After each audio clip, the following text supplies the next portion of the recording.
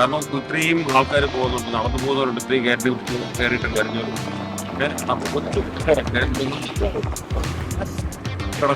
യാത്രക്കാർക്ക് നല്ലതാണ്. ആതുര സേവനം എന്താണ് ഇപ്പോഴും? കച്ചവടം. ഇപ്പൊ തിരുവനന്തപുരം മെഡിക്കൽ കോളേജ് അല്ലേ ഇത്?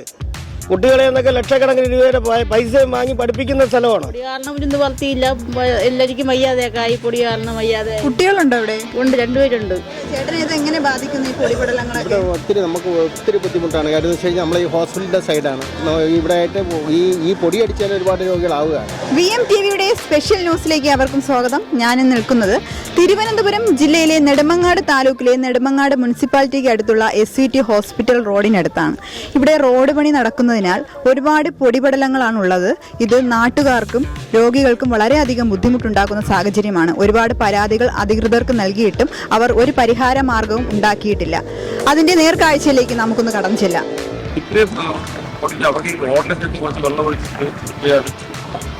വെള്ളം ഒഴിച്ച് ചെയ്ത രാത്രി വൈകിട്ടൊക്കെ ചെയ്ത ഈ ഒരു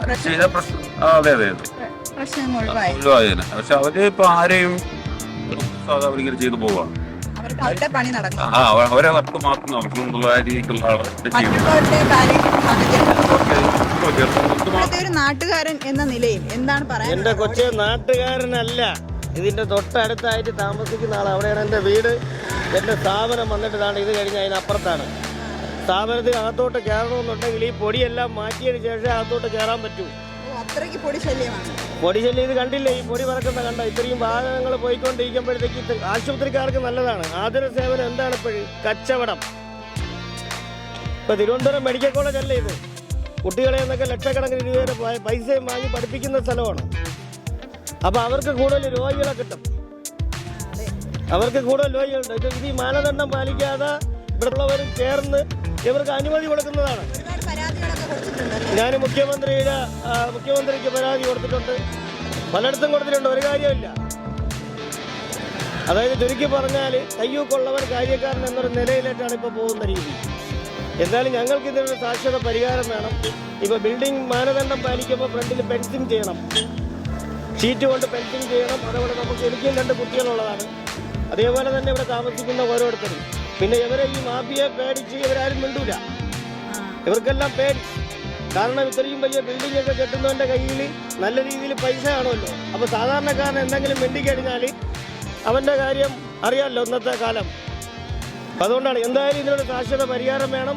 ഒരു 5 തവണയെങ്കിലും വെള്ളം അടിക്കാനുള്ള ഒരു നടപടി ഇവിടെ ഉണ്ടാവണം. വിളിച്ചിട്ടുണ്ടായിരുന്നു. ഡെപ്യൂട്ടി കളക്ടർ വിളിച്ചപ്പോൾ പറയുന്നു അത് അങ്ങനെ ഞങ്ങളെ വിളിച്ചിട്ട് കാര്യമല്ല, ഞങ്ങൾക്ക് രേഖാമൂലം പരാതി തരണം, അത് തരണം, ഇത് തരണം എന്നാണ് അവരും പറയുന്നത്.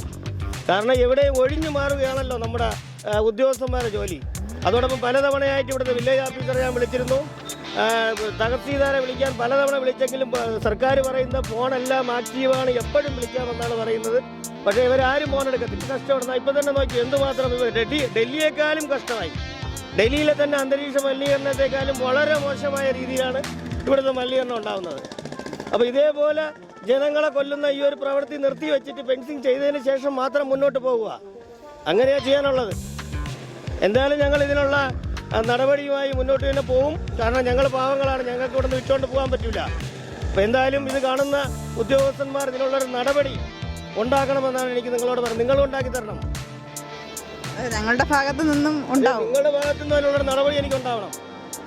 അത് തീർച്ചയായും ഉണ്ടാകും. എത്രയോ കുട്ടികൾ കണ്ടില്ലേ? എത്രയോ കുട്ടികൾ പോകുന്നതാണ്. അറിയാമല്ലോ, നമ്മൾ ഒരു തവണ ശ്വാസം വലിക്കുമ്പോൾ എന്തുമാത്രം പൊടി നമ്മുടെ ഇതിൽ ശരീരത്തോട്ട് പോകും.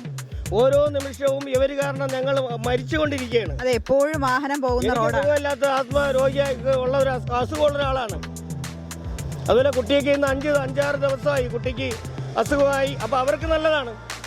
ആശുപത്രിയിൽ ഇഷ്ടം പോലെ രോഗികളെ കിട്ടൂലേ? അവർക്ക് എൻട്രി ഫീസ് കിട്ടും, ഗുളിക വാങ്ങിക്കുന്നതിന് പൈസ. വരുന്ന രോഗികൾക്ക് പുതിയ രോഗങ്ങളും കിട്ടും. അവർക്ക് കാശ്. ഞാൻ പറഞ്ഞില്ലേ, ആതുര സേവനം കച്ചവടമായി മാറിക്കൊണ്ടിരിക്കുന്ന കാലഘട്ടമാണ് ഇപ്പം. അതിനൊരു ഉദാഹരണമാണ് ഇവിടെ നടക്കുന്ന ഈ ഒരു ഹോസ്പിറ്റലിൽ. അല്ലെങ്കിൽ ഈ ഒരു ഫെൻസിങ് ചെയ്യാതെ ഇങ്ങനെയുള്ളൊരു പരിപാടിയായിട്ട് മുന്നോട്ട് പോകത്തില്ലല്ലോ. എവിടെയെങ്കിലും ഇതേപോലെ ഫെൻസിങ് ചെയ്യാതെ, അല്ലെ ഇതേപോലെ അന്തരീക്ഷ മലിനീകരണം ഉണ്ടാകുന്ന രീതിയിൽ മുന്നോട്ട് പോകും. പ്രത്യേകിച്ച് ഒരു ഹോസ്പിറ്റലിന്റെ അടുത്ത് എങ്ങും ഇതുപോലെ ഒരു സ്ഥലം ഇല്ല. എന്തോ ആവട്ടെ, വികസനം നല്ലതാണ്, ബിൽഡിങ്ങുകൾ വരണം നല്ലതാണ്. പക്ഷെ മറ്റുള്ളവനെ ഇല്ലാതാക്കിക്കൊണ്ടല്ല വികസനം നടത്താനുള്ളത്. ഇതെന്ന് പറഞ്ഞാൽ സൗജന്യമായിട്ട് ജനങ്ങൾക്ക് ചെയ്തു കൊടുക്കുന്നതല്ല. വരുന്ന സ്ഥലത്ത് എൻട്രി ഫീസും അതോടൊപ്പം തന്നെ അവർക്ക് ആ വേണ്ടുന്ന കാര്യങ്ങളും വാങ്ങി ചെയ്യുന്നതാണ്. ഒരു അഡ്മിഷൻ വാങ്ങിക്കുമ്പോൾ തന്നെ കോടിക്കണക്കിന് രൂപ അവർ വാങ്ങുന്നത്. അത് അവരുടേതായ കാര്യം. പക്ഷെ ഞങ്ങൾക്ക് ഈ സ്ഥലത്ത് സ്വകാര്യമായിട്ട് ഞങ്ങൾക്ക് നടക്കാനുള്ള അനുവാദം ഇപ്പം തന്നെ കണ്ടില്ല. ഇത്രയും സംസാരിച്ചപ്പോൾ തന്നെ എൻ്റെ സൗണ്ട് തന്നെ മാറി. അപ്പം അത്രയ്ക്ക് അന്തരീക്ഷ മലിനീകരണം ഇവിടെ ഉണ്ട്. എന്തായാലും നിങ്ങളുടെ ഭാഗത്തു നിന്നുള്ളൊരു നടപടി. ഞങ്ങൾക്ക് തന്നെ ഇവിടെ വന്നിട്ട് വാർത്ത എടുക്കാൻ പറ്റാത്ത സിറ്റുവേഷനാണ്. നല്ല പൊടിപടലങ്ങളുണ്ട്. പറയുന്നത് പോലെയല്ല, നേരിട്ട് വന്ന് കണ്ട് അനുഭവിച്ചവർക്കേ മനസ്സിലാവത്തുള്ളൂ. പറയാനുള്ളൂ. എന്തായാലും ഇത് കാണുന്ന ഉദ്യോഗസ്ഥന്മാർ ഞങ്ങളുടെ ഈ ഒരു ഇതിന് വേണ്ടി ഒരു 5 നേരമെങ്കിലും വെള്ളം അടിക്കണം ഇവിടെ. അത് കഴിഞ്ഞിട്ട് ഇവിടെ ഷീറ്റിലെ ഫെൻസിങ് ഉണ്ടാക്കണം. ഞങ്ങൾ നിർമ്മാണം ചെയ്യേണ്ടെന്നല്ലെങ്കിൽ മറ്റു കാര്യങ്ങൾ നടത്തണമെന്നല്ല പറയുന്നത്.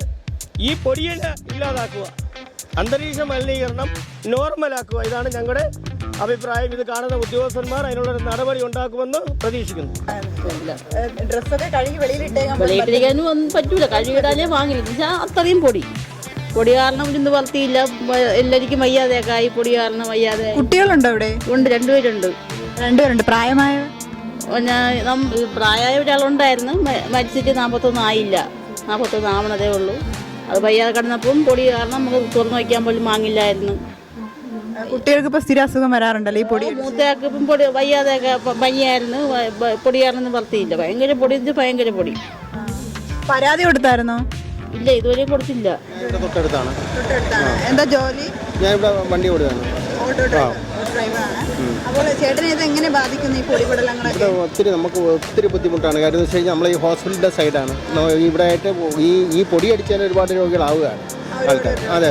അതുപോലെ ഈ പൊടി എത്രയും പെട്ടെന്ന് അവരൊരു ശാശ്വത പരിഹാരം നമുക്ക് ഉണ്ടാക്കി തരണമെന്നാണ് നമ്മളെല്ലാവരും പറയുന്നത്. കാര്യം നമ്മളിവിടെ വണ്ടി ഓടുന്നതാണ്. പരാതി കൊടുത്തില്ല. നിങ്ങളെപ്പോലുള്ളവരൊക്കെ വന്നു കഴിഞ്ഞാലേ കൊടുക്കാൻ ഒക്കുള്ളൂ.